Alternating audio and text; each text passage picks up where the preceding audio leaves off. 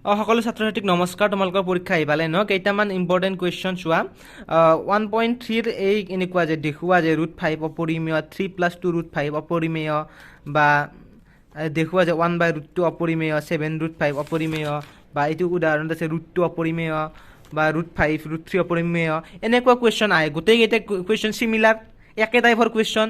তোমালোকে জাষ্ট নিয়মটো ভালকৈ জানি লোৱা, পৰীক্ষাত আহিলে যাতে এৰি থৈ আহিব নালাগে, বিন্দাছ কৰি থৈ আহিব পাৰা। গতিকে প্ৰেক্টিছ কৰি যাব লাগিব। চোৱা, মই এটা বা দুটা বুজাই দিওঁ, তোমালোকে বাকীখিনি প্ৰেক্টিছ কৰিব লাগিব। উদাহৰণটো বুজাই দিছোঁ, √2 অপৰিমেয় বুলি প্ৰমাণ কৰিব দিছে। অৰ্থাৎ আমি a/b আকাৰত লিখিব নোৱাৰোঁ আৰু সেইটো বস্তু। এই কুৱেশ্যনবিলাক আমি এটা নিৰ্দিষ্ট পদ্ধতিৰে কৰিব লাগিব, যাক কোৱা হয় বিৰুদ্ধাচৰণ পদ্ধতি বুলি কোৱা হয় চাগে। বিৰুদ্ধভাৱে আৰু ধৰি ল'ব লাগিব বস্তুবিলাক। চোৱাচোন এবাৰ, মই বুজাই দিছোঁ।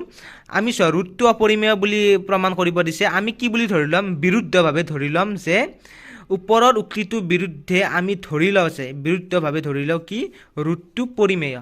আমি কি বুলি ধৰি ল'ম? √2 পৰিমেয়। এনেকৈয়ে কৰিব লাগিব এই কুৱেশ্যন কেইটা। √2 পৰিমেয় বুলি ধৰি ল'লা।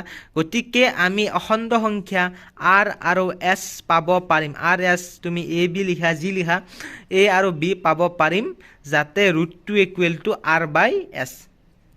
এইটো হৈছে পৰিমেয় সংখ্যাৰ ডেফিনেশ্যন। পৰিমেয় সংখ্যা মানে কি? যদি কোনো এটা সংখ্যাক a/b, এতিয়া যেনেকুৱা r/s, a/b আকাৰত লিখিব পাৰি, তেনেহ'লে তাক পৰিমেয় সংখ্যা বুলি কোৱা হয়।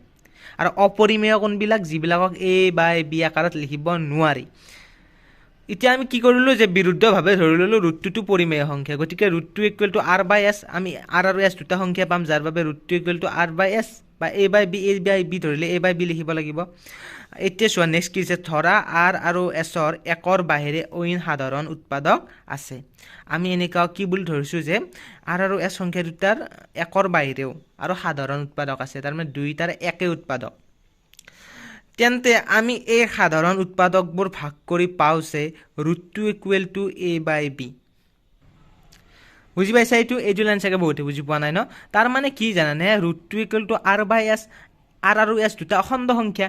এতিয়া আমি যেনেকৈ ওপৰে তলে কাটাকাটি কৰি দিওঁ, যে দুয়োটাক যিহেৰে হৰণ যায় আমি কাটাকাটি কৰি দিওঁ, সেইটো কথা কৈছে যে দুয়োটাৰ যদি বা সাধাৰণ উৎপাদক আছে, যে দুয়োটাকে হৰণ যায়, ধৰা দুয়োটাকে কাটা যায়, সেই দুটা কাটিলে আমি কিমান পাওঁ, সেইটো বস্তুক আমি a/b বুলি ধৰি লৈছোঁ। বুজি পাইছা? ধৰা হ'ল ওপৰত 6 আছিল, তলত 4 আছিল। দুয়োৰে সাধাৰণ উৎপাদক কি? 2। 2ৰে 6ক 3বাৰ, 2ৰে 4ক 2বাৰ। সেই বস্তুটো কৰিছে ইয়াত, যে কাটাকাটি কৰি দিলোঁ, r আৰু sক 2ৰে হৰণ যায়, আমি a/b পালোঁ। ধৰি লৈছোঁ এইবিলাক, য'ত a/b সহমৌলিক, কোপ্ৰাইম সিহঁত। তাৰপিছত দুইটা তাৰমানে মৌলিক সংখ্যা আৰু, গতিকে b √2 = a। এতিয়া কি কৰিছে? এই bটো তুমি এইফালে লৈ যোৱা, b এইফালে গ'ল, কি হ'ব? b √2 = a, b √2 = a। ঠিক আছে? তাৰপিছত কি কৰা? এতিয়া এই b √2 বৰ্গ কৰি দিয়া, 2 কিনে বৰ্গ কৰি পাওঁ, কি হ'ব? b² 2b² হ'ব, = a হ'লে a² হ'ব। এইটো 1 নম্বৰ দিছে। গতিকে আমি ইয়াৰ পৰা কি পাৰোঁ? যে 2ৰে a² হৰণ কৰে, কাৰণ 2b² = a² মানে কি জানানে? 2ৰে a² হৰণ যায়। কেইবাৰ যায়? 20² বাৰ যায়। চোৱা, 2টো এইফালে আহিলে হৰণ যাব নাই? কেইবাৰ হৰণ যাব? 20² বাৰ হৰণ যাব। গতিকে 2য়ে a² হৰণ কৰে। এতিয়া উপপাদ্য 1.3 অনুসৰি এইটো পাওঁ যে 2য়ে a হৰণ কৰে। উপপাদ্য 1.3 কি আছিল? যদি a² ক 2য়ে a² হৰণ কৰে, তেনেহ'লে 2য়ে a হৰণ কৰিব। যদি a² ক 2য়ে হৰণ কৰে, তেনেহ'লে 2য়ে a হৰণ কৰিব। এইটো আছিল উপপাদ্য। গতিকে তুমি কি লিখিব লাগিব? উপপাদ্যৰ পৰা আমি পাওঁ যে 2য়ে a হৰণ কৰে। সেয়ে আমি লিখিব পাৰোঁ a = 2 c। c এটা অখণ্ড সংখ্যা, তাৰ মানে a যিহেতু 2ৰে হৰণ কৰিব পাৰি, গতিকে 2ৰ লগত কিবা এটা অখণ্ড সংখ্যা পূৰণ কৰিলে a পাম। সেই অখণ্ড সংখ্যাটো c বুলি ধৰি লৈছে, a = 2 c। ঠিক আছে? এতিয়া এৰ মান যিহেতু 2 c পালোঁ, সেইটো আমি 1ত বহুৱাই দিম। ইয়াত তুমি এৰ ঠাইত 2 c বহুৱাই দিম, কাৰণ এৰ মান 2 c পালোঁ।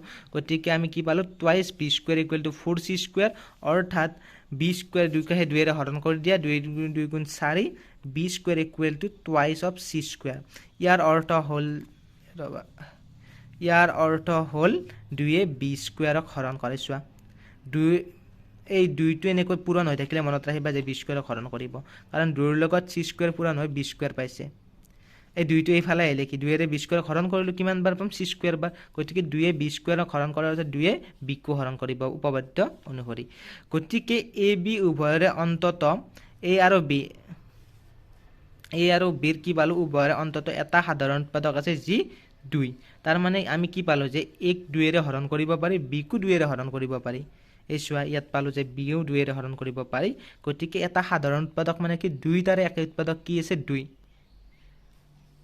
কিন্তু এয়া আমি ধৰা a আৰু b ৰ একৰ বাহিৰে অইন সাধাৰণ উৎপাদক নাই এই সত্যতাটোক বিৰোধ কৰে বুজি পাইছা কি কলা আমি যে ধৰিছিলো যে a আৰু b কো প্ৰাইম সহমৌলিক তাৰ মানে দুইটা মৌলিক সংখ্যাটো একৰ বাহিৰে উৎপাদক থাকিব নালাগে হয়নে গতিকে আমি কি পালো যে দুইটো a আৰু b ৰ উৎপাদক এটা উৎপাদক সাধাৰণ উৎপাদক পাই গলো যেটোৰ কাৰণে কি হ'ব যে আমি ধৰি লোৱা উক্তিটো ভুল হ'ব এছো কিন্তু ইয়ে আমি ধৰা a b একৰ বাহিৰে অইন সাধাৰণ উৎপাদক নাই এই সত্যতাক বিৰোধ কৰে এই বিৰুদ্ধৰ কাৰণে দূৰত্ব পৰিমেয় বুলি ধৰা আমাৰ ধাৰ্যটো অশুদ্ধ বুজি পালা এইটো সিস্টেম এইটোৱে হল ফাইনেল আনসাৰ তোমাৰ এইখিনিলৈকে কৰিলে হল সেয়ে আমি সিদ্ধান্তত উপনীত হলো যে ৰুটটো অপৰিমেয় অলপমান টাফ লাগিছে কিন্তু তোমালকে পঢ়ি কিনে বস্তুখিনি মনত ৰাখি লোৱা একদম ইজি হয় কি কৰিব লাগিব মই আকৌ কৈছো ফাৰ্স্ট তুমি ৰুটটো পৰিমেয় বুলি ধৰিবা পৰিমেয় বুলি ধৰিলে তুমি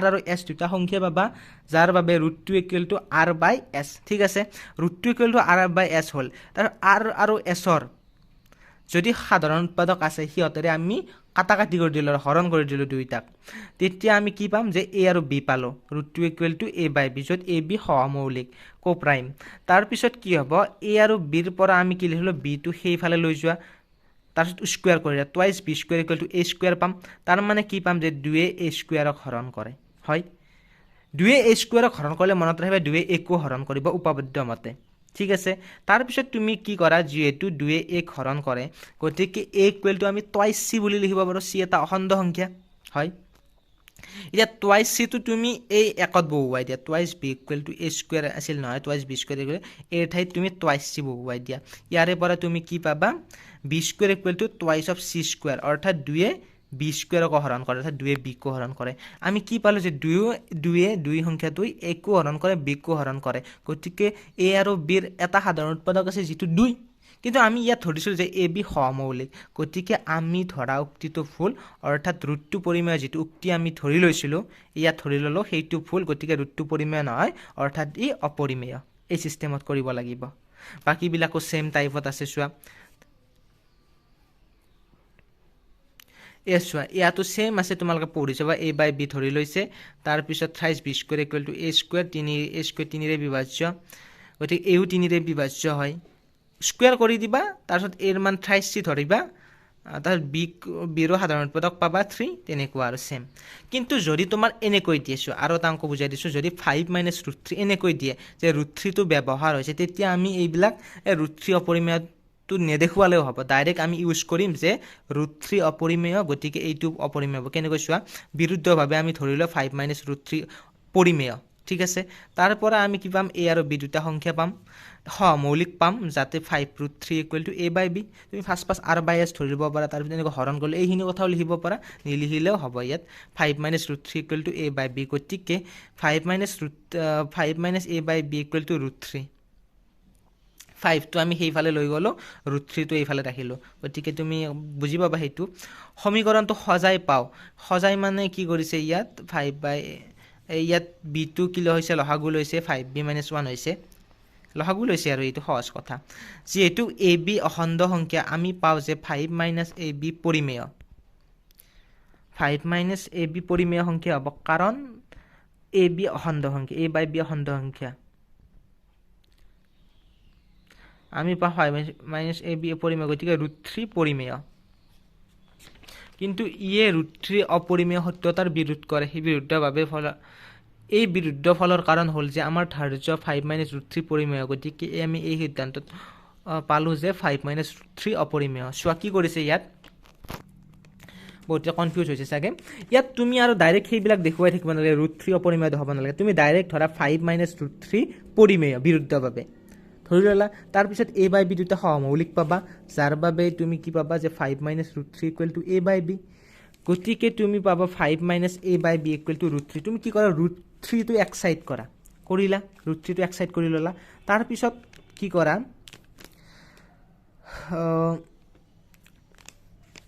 তাৰপিছত কি কৰিবা চোৱা তুমি কি কৰা তাৰপিছত লিখা যেহেতু a b অখণ্ড সংখ্যা যেহেতু a আৰু b দুটা অখণ্ড সংখ্যা বুলি আমি ধৰি লৈছো গতিকে a বাই b এটা কি পৰিমেয় সংখ্যা 5 এটা পৰিমেয় সংখ্যা গতিকে 5 - ab এটা পৰিমেয় সংখ্যা দুটা পৰিমেয় সংখ্যাৰ বিয়োগফল সদায় পৰিমেয় সংখ্যা গতিকে তোমাৰ কি হ'ব 5 - ab পৰিমেয় যদি 5 - ab টো পৰিমেয় হয় তেনেহলে √3 যেহেতু ইকুৱেল টু √3 হৈছে √3 পৰিমেয় সেয়ে √3 পৰিমেয় কিন্তু আচলতে আমি কি √3 অপৰিমেয় ৰিয়েলিটিত কি √3 অপৰিমেয় গতিকে আমি কি লিখিব লাগিব যে √3 অপৰিমেয় এই সত্যতাটোৰ বিৰোধ কৰিছে